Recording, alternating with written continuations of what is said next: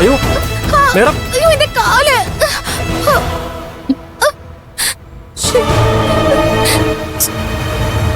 അയ്യോ എന്ത് പറ്റി മേഡം?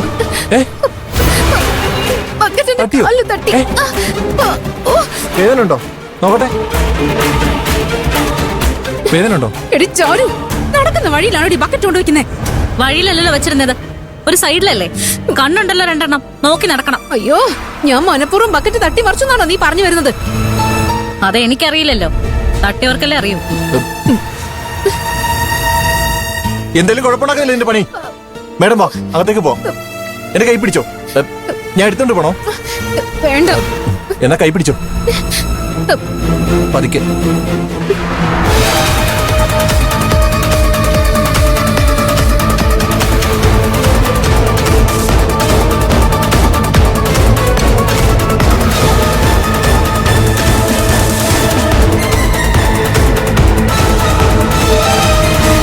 പയ്യെ വാ, തെറ്റും.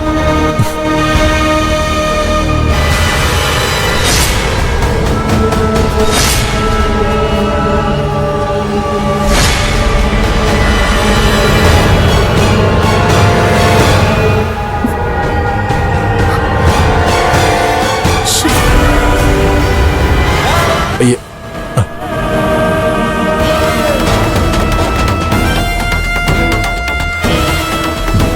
മേഡം, ശാന്തപ്പ മാമന്റെ അമ്മായിയുടെ ഒക്കെ മര്യാദ ഒന്ന് കാണണമായിരുന്നു. എന്തൊരു സ്വീകരണമായിരുന്നു. അവരെയൊക്കെ കണ്ട് പഠിക്കണം ഇവിടെയുള്ള ചില. വാ മേഡം. നിക്കട അവിടെ.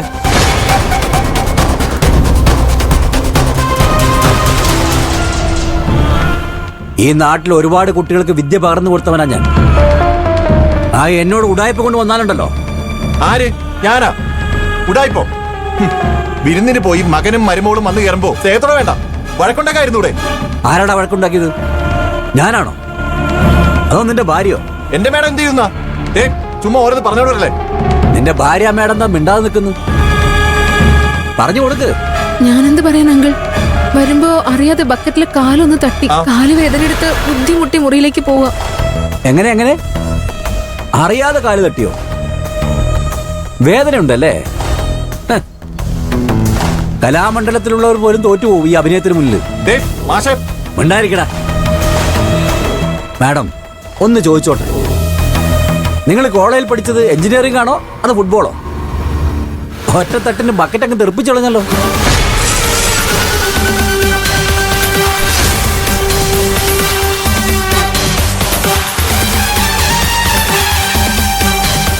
ബക്കറ്റ് തട്ടി തെറിപ്പിച്ചോ മേഡോ?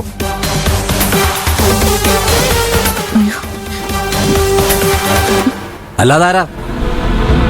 ദുഷ്ടത്തരം ചെയ്യുമ്പോ ഒരു കണ്ണതിനൊപ്പം ഉണ്ടാവും. വിറ്റ്നസ്, ദൃക്സാക്ഷി. അതുപോലെ ഞാനത് കണ്ടുകൊണ്ട് നിൽക്കുകയായിരുന്നു.